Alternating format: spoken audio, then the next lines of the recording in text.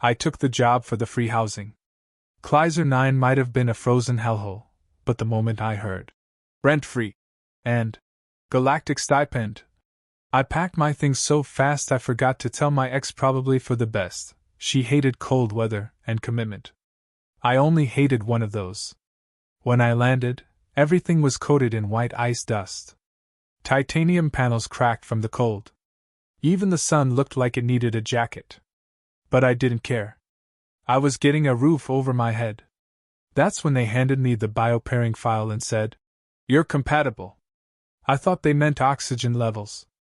Turns out they meant bed temperatures. My roommate was 7 feet tall, had emerald scales, and wore a thermal wrap like it was the latest in Victoria's reptilian secret. Her name was Zalera. Her eyes glowed faintly, her claws tapped when she walked, and she introduced herself with, "I sense you radiate well. Efficient. Thanks, I guess?" She walked into the dorm, dropped her bag, full of heat pads and something that looked like chili paste, and turned to me. "I assume we alternate top and bottom." I blinked. "Of the bunk beds?" She cocked her head. "You brought beds?" That's when I saw it.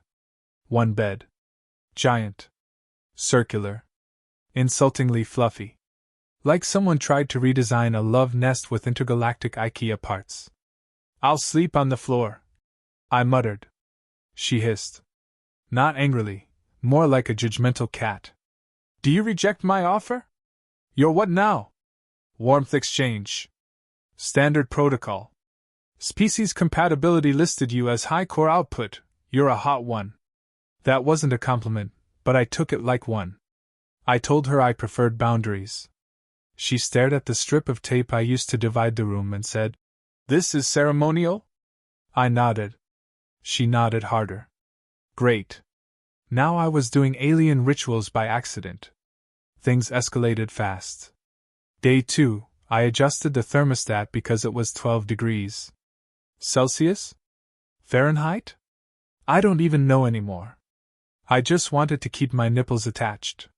She came back from a mission, sniffed the air, and said, "You touched the temperature. That's intimate." "It was survival. It was foreplay," she replied.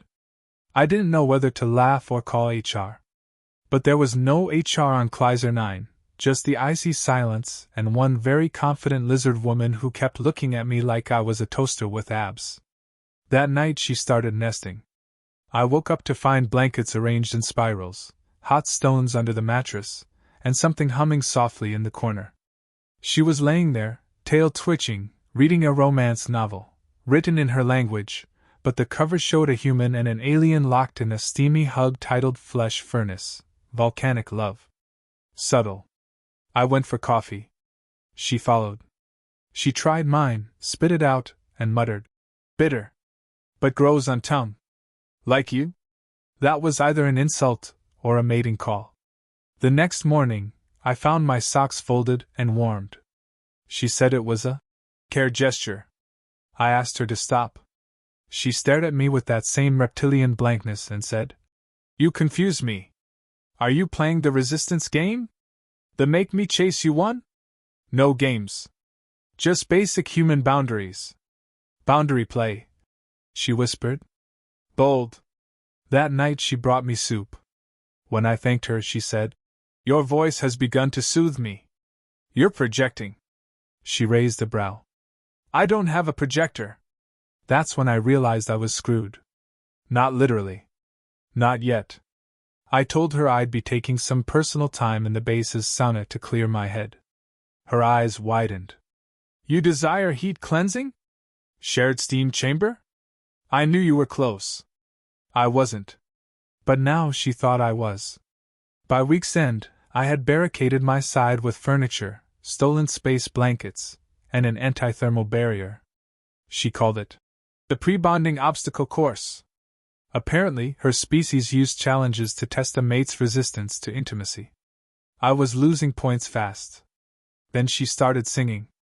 Low, humming notes while she sharpened her claws, singing something about his warmth, his stubborn fire, his big heart. I prayed that was the translation. I tried talking to command. They laughed. Oh, the lizard girl? Yeah, she picks one every cycle. You're just her seasonal cuddle target. Can I switch rooms? You'll make it worse. You leave, she assumes you're off gathering nesting material. I went back to the room. She was waiting. We're cold, human, she said. In my bed. Now. I blinked. Excuse me? She stood, pulling off her thermal wrap like a dramatic opera curtain. I've had enough of your denial. We need skin contact. You've resisted every gesture. Every signal. You even slept with my molt. I didn't know what it was. You kept it on your bed. It stuck to my sock. She stepped closer, voice low and serious. You think this is a joke? I think I'm living one. Her pupils narrowed. So be it. But tonight we resolve this. One way or another. Then she slid into the bed and patted the space beside her. I stood frozen, part of me screaming run, the other part whispering at least it's warm. And that's how my night ended. Half naked, in a room temperature war, and completely unsure if I was about to accidentally become someone's lizard husband. All I wanted was free rent. She wasn't in the bed the next morning. Just a note on my chest. Preparations have begun. No explanation, no details, just ominous capital letters in her spiky handwriting. I hoped preparations meant she was finally packing to transfer. Instead, she returned that afternoon with a crate full of lizard-sized pillows, glowing candles, and what I can only describe as a tub of mint-scented lube labeled thermal coalescence gel. Tonight, she said, we reach equilibrium. I tried to change the subject. You know humans don't usually bond this way. She blinked. Humans don't like to be warm. We like blankets. Not negotiations. She stepped forward, tail swaying. You call it negotiation. I call it compatibility alignment. I call it stalking. She laughed. I've watched your Earth dramas. You all say no when you mean yes. Denial is an expression of deep interest. That's not denial, that's survival instinct. She tilted her head. So dramatic. That's why your people make such addictive media. Before I could respond, she pulled out what looked like a data scroll. I've logged all your intimate gestures. Touching my molt. Adjusting the heat. Sharing your soup spoon. All signs of readiness. That wasn't a spoon. That was the only utensil left. I call it destiny. I begged command again. They said I was in too deep, literally. Apparently, her species had filed for pre-bonding registration. I asked if I could deny it. They said I'd already entered the ritual avoidance phase, which in their legal system meant I was playing hard to get. I returned to find my toothbrush glowing. A gift, she said proudly. It vibrates and plays our nesting hymn. It sings. It harmonizes with your breathing. Romantic, right? No. Terrifying. I started wearing headphones and thermal gloves to avoid accidental gestures. She just took it as foreplay. You hide your heat like a seasoned suitor, she whispered. You prolong the moment. You are exquisite. I started seeing her followers online. They were documenting our every move. Hashtag HotHumanJack. Hashtag Warm-Blooded Wanderer. Hashtag Cold Planet, Hot Affair. Apparently, I was trending on 6 moons. There was even a betting pool on when we'd finally ignite. Ignite what? Then came the skin. Not mine, hers. I found it on my bed, a shiny shed layer of alien epidermis, neatly folded with a note. I molt for you. I screamed. Loud. Her people must have heard it from orbit. She took it as acceptance. You kept my skin near your sleeping site. You cherish it. I thought it was a prank. That's sacred in my culture. I shoved it into a drawer. That night she brought her nest mother via hologram. A floating lizard head blinked into existence and said, So you are the human. I nodded awkwardly. She smiled, toothy and ancient. You've earned my daughter's molt. Few do. When's the union? There is no union. I muttered. She plays shy, Zalera whispered to her mother. He's just a tease. I admire his resistance, the mother said. It shows stamina. Great. Now even Grandma thought I was seducing her granddaughter by breathing near the heater. I tried to date someone else, virtually. An engineer from Mars. The moment Zalera saw the chat log, she hissed and asked if she needed to challenge her. I told her humans don't fight for mates. She said, How do you claim what's yours? By asking politely. Then ask? No. So bold. At that point, the base cafeteria stopped charging me. Apparently, I was famous now. The legend of the reluctant heater had spread to 3 sectors. Some alien influencer even recreated our meeting with dolls. My character wore a shirt that said too hot to handle, too dumb to know. The worst part? I got fan mail. Letters from aliens asking to feel the fire, others offering to share a chamber, and one that simply said, You can touch my thermostat anytime. Zalera started acting smug. You're popular. That makes my bond offer more valuable. Supply and demand? You think this is economics? I think you're trying to drive up your mating price. That's not how humans work. I'm still studying your models. She winked. I cringed. Later that night, I found my anti-thermal blanket missing. Instead, a custom one had been sewn from her molted skin. She called it a love wrap. I called it horrifying. You sleep with me now, she said. It is time. No. Still denying? Excellent. I'll tell the priest to prepare for the resistance ritual. There's a priest? There's a waiting list. Then she pulled up her cultural law book and showed me a section titled, Warmth Rejection equals Pre-Consummation Play. Subsection B, Prolonged Denial equals Emotional Bonding in Progress. I can't win, can I? No. You're perfect. I stared at the glowing lizard across the room and muttered to myself. I should have just paid rent. I thought moving to the couch would finally end the madness. No bed, no heat, no misunderstanding. A clear message, not interested. Instead, it backfired harder than a Martian hoverbike with a cracked flux core. She walked in, saw me curled up under a basic blanket, and let out a slow, low exhale that sounded suspiciously like satisfaction. You've entered the proving phase, she whispered. I'm just trying to sleep without sweating. You distance yourself. You endure discomfort.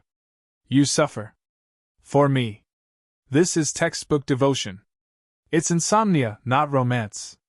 The next morning, I woke up trending again. Someone had hacked the base cams. A clip of me shivering on the couch went viral across alien networks, captioned, He freezes. But for love. There were fan edits. Dramatic music. Slow zoom-ins. I was the star of an interspecies rom-com I never signed up for. Hashtag heaters deserve love too. Hashtag cold couch hot heart. Hashtag reptilian romance saga. I tried to file a privacy complaint. The AI judge reviewed the footage and said, Clearly consensual heat denial. You have accepted Phase 3. Phase 3 of what? Then came the thermal bonding blanket. Gift wrapped. Delivered by drone. Embroidered with both our names and the phrase, Let our temperatures merge. I tried to burn it. The fireproof tag said, Mating grade certified. Resists flames and rejection. Command didn't help. They said I'd unintentionally triggered 3 customs and 4 romantic milestones. They offered counseling. Zalera joined it voluntarily. The counselor opened with, How long have you two been warming together? We're not warming anything, I said. Zalera smiled. Yet. She slid over a contract, an official galactic cohabitation pact. For clarity, she said. Just signatures, heat schedules, skin rotation rights, basic stuff. Skin rotation? It's symbolic. We don't actually exchange epidermis. Great. I'll decline anyway. You already did. That counts as passive agreement. Alien law was a nightmare. I contacted Earth Consulate. They laughed. Then one guy said, "Oh, you're Jack? My niece watches your series. She ships you both." "I'm not a ship." "Too late. You're trending on human feeds now, too." I started getting mail. Human fans. Some jealous, some supportive. One letter read, "Warm her, coward." Another sent a space heater labeled, "Do the right thing." Zalera's family now sent gifts. Dried beetles. Scented oils. One package included an egg and a note, for later. I didn't ask. I didn't want to know. She kept escalating. I'd say, "Please stop," and she'd say, "Your protest is the hottest part." I told her I was filing a formal complaint. She handed me a scroll titled How to Bond with Cold Ones, a warm-blooded's guide. She even redecorated the room. Half the wall now glowed with bioluminescent phrases in her language. I ran it through a translator. One section said, "May our heat combine beneath the moons." The other, "Human furnace," claimed. I left to sleep in the storage room. She found me there the next morning, kneeling dramatically. "You wish to be alone to contemplate our bond. You honor me." "No. I'm hiding." "You honor me in secret." Classic human. Then came the attention. News crews. Alien bloggers. A virtual reality reenactment game. I played it once out of curiosity. My character's only options were, "Lie in bed now," "Lie in bed later," or "Lie in bed dramatically after resisting." Even my AI assistant started pushing couple-themed ads. Shared heating pads. Dual temperature socks. Hibernation pods for two. I snapped during lunch. "You're not my mate!" I shouted. The entire cafeteria froze. Except her. She stood, nodded respectfully, and said, "He claims me publicly. The bond is sealed." A cheer went up from the lizard table. I got back to my room. The bed had doubled in size. She stood beside it, holding 2 mugs of steaming liquid. "One night," she said softly. "Just warmth. You owe the audience." "What audience?" She gestured to the wall. A live feed. 10,000 viewers. Comments scrolling. "They're gonna do it." "He's blushing." Finally. I grabbed the mug. Took a sip. It was spice broth. She handed me the blanket. "This doesn't mean anything," I said. "It means everything," she replied. I slid under the blanket. She didn't touch me. Just curled on her side, eyes closed. After 5 minutes, her tail brushed mine. I flinched. "Instinct," she mumbled, half asleep. I stayed frozen in place, staring at the wall, as the live feed audience celebrated like we just declared peace across galaxies. Somewhere, a ticker blinked, engagement confirmed. I whispered into the blanket, "I hate rent so much." The bed was warm. Too warm. Like being hugged by a furnace that smelled vaguely of cinnamon and alien pheromones. I'd barely moved all night, terrified that even shifting an inch might trigger another round of misinterpretation. But Zalera slept peacefully, not even touching me, arms curled around a glowing pillow she'd named Squish. I wasn't sure whether to be relieved or insulted. When I woke up, she was already gone. A tray of food sat near the edge of the bed, cooked insects, heated broth, and something labeled "Victory Meal." The note beside it said, "You survived your first full cuddle cycle. I am proud."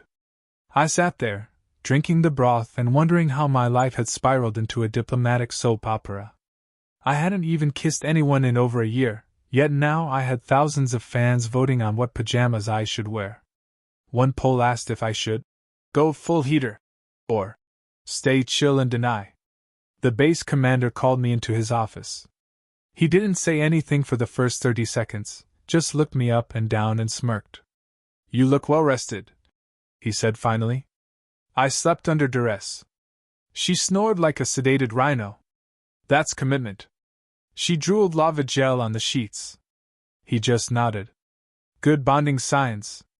"I'm not bonding. I'm surviving." Well, congrats either way. The Galactic Cultural Committee just declared your situation a model case study in peaceful interspecies relations. They made us a case study? They're building a course curriculum. I left his office and found Zalera waiting outside. She was holding a gift bag.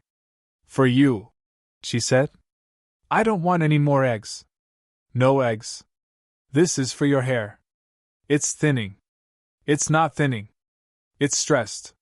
Then we de-stress together. Tonight. I stared at her. Do you ever stop? She grinned. You haven't melted me yet. That means I keep trying. I didn't even fight it this time. I took the bag. Inside was a grooming kit and a locket made from a cooled scale. It had my name etched on it. And hers. In her language, our names formed the word equilibrium. Later that night, she sat beside me quietly. No flirting, no declarations, no rituals. Just two people staring at the heater. I was supposed to be here 3 months. I muttered. You can still leave. I feel like I'd cause a riot. You would, she said. But they'd get over it. Eventually. I looked at her. You ever actually wanted to bond with someone before? She paused, claw tapping her mug. No. Usually they want me for my status. My heat ranking is high. I'm a prime source. But you don't even want to be warm. I just wanted free rent. She leaned back. Yet here you are. Warm anyway. We didn't speak after that. Not for a while. Just sat in the glow of the artificial sun lamp, sipping whatever warm thing she made. When she fell asleep on the edge of the bed again, I didn't move away. The next morning, she was gone. A note left in her place. Officially transferring to training base on Tursa 4. They need heat instructors. You'll be fine. You're already hot enough. X. She left me her half of the blanket. And the locket. The fan base mourned the breakup. #heater gone cold trended for a week. But secretly, I was relieved. And weirdly, disappointed. 3 weeks later, a package arrived. No note, just a thermal mug that refilled itself. On the bottom, the initials. X+J. Embedded in the metal, one phrase in her language. Warmed once. Remembered forever. I took a sip, smiled, and whispered, Guess I was hotter than I thought. There wasn't supposed to be a Section 5. That was the agreement, for acts, one ridiculous misunderstanding turned galactic spectacle, and then closure. But closure, like privacy, turned out to be a luxury I didn't have anymore. The day after Zalera left, I woke up to find my comms jammed with messages. Some from fans. Some from government liaisons. One was a contract offer from a thermal mattress company wanting to sponsor my journey. The message that changed everything wasn't from her. It was from her species' diplomatic office. A formal request, returned to Kleiser 9 for a ceremonial closure ritual. Optional, of course. Just highly recommended to avoid cultural offense, psychological imbalance, and international scandal. Optional, like oxygen. I packed reluctantly. When I arrived, the base looked exactly the same, except colder. Or maybe it just felt colder. The moment I stepped into the facility, 3 aliens in robes greeted me. One held a scroll. One held a camera. One held a very fluffy robe embroidered with my initials. They escorted me to the chamber. Not the bedroom. This was something else, larger, more ceremonial. A fire pit glowed at the center. Symbols on the wall pulsed softly. Zalera stood there, arms folded, looking amused. So, she said, you came back. I was told I had to. You didn't. But you did anyway. That's bonding behavior. It's trauma avoidance behavior. She smirked. Same thing. One of the robed lizards cleared his throat and unrolled the scroll. In the presence of thermal alignment and post-cuddle conflict, we recognize both parties as bound, released, and remembered. I raised an eyebrow. So that's it? We just nod and walk away? Zalera stepped forward. Not quite. One last exchange. What kind? She pulled out a wrapped bundle and handed it to me. Inside was the blanket. The original one. The ridiculous, oversized, thermal monstrosity we'd shared that first night. It smelled faintly like her. I thought you left this behind. I did. But I knew you'd need it. I didn't know what to say. So I didn't say anything. She leaned closer. For what it's worth, I never meant to make it complicated. I just liked the way you never tried to impress anyone. It was honest. You tried to marry me with a lizard blanket. She chuckled. Yeah. Romantic, right? The ceremony ended without any fanfare. The robes vanished. The lights dimmed. She walked me to the shuttle herself. No declarations, no last-minute gestures. Just silence. Until the door opened and I stepped inside. She looked at me. You ever get tired of sleeping alone? You know where to find my temperature. I nodded. You ever get tired of making humans sweat? Earth's got decent weather. The shuttle lifted. I didn't look back. Not right away. But as the base grew smaller through the glass, I caught myself smiling. Back on Earth, the fame hadn't died. There were toys now. Action figures. Thermal mug lines. A dating app inspired by our story. People were still voting on whether I should have stayed. One evening, I got a delivery. No label. Just coordinates. A tropical moon, half a galaxy away. Along with one message. No more cold. Come warm. And that's when I realized, maybe the heat wasn't the problem. Maybe I was. And maybe, just maybe, I kind of missed it.